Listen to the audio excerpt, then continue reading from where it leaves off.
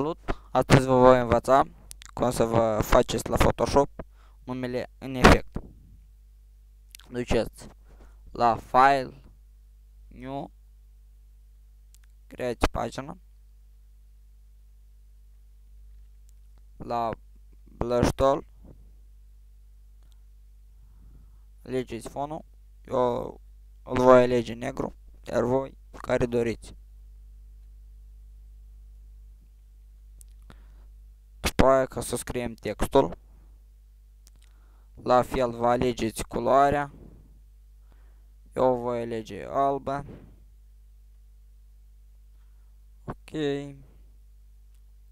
Vă mărimea scrisului. Aici la fel vă alegeți tipul. Spre exemplu, voi scrieți ce doriți, iar eu îmi voi scrie numele meu.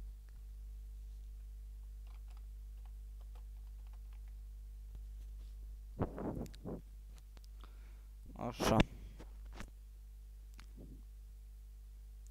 O aranjați în pagină. Veniți. Dați duplicat layer. Aici puteți să vă schimbați denumirea. Eu o voi lăsa așa.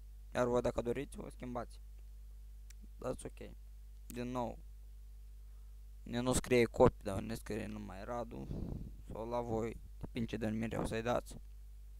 Duceți la filter. Stylize.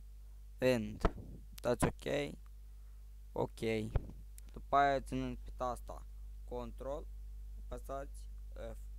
F. F. Din nou la filter. Stylize. End. Numai că de data asta veți da font left. După cum vedeți. Ok. Și din nou Control F. F. După aia la image rotation și veți da așa cum eu dau. Din nou la filter, stylize, end, ok, control F, F. Din nou la filter, stylize, end și dați form heading. Vedeți, da? Ok. Control F, F. Din nou la image rotation și de data asta veți da așa. După cum vedeți, imaginea e la fel ca la început. Acum ca să dăm tenul sau culoarea, faceți click dreapta, blend option, dați color, faceți dublu click și selectați culoarea pe care vă doriți. Eu voi selecta culoarea albastră, iar voi care o doriți. Dați ok, ok.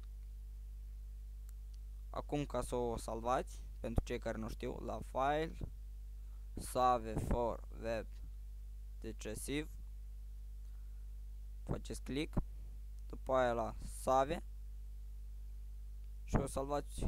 Eu de exemplu o voi salva aici, iar voi salvați-o unde doriți.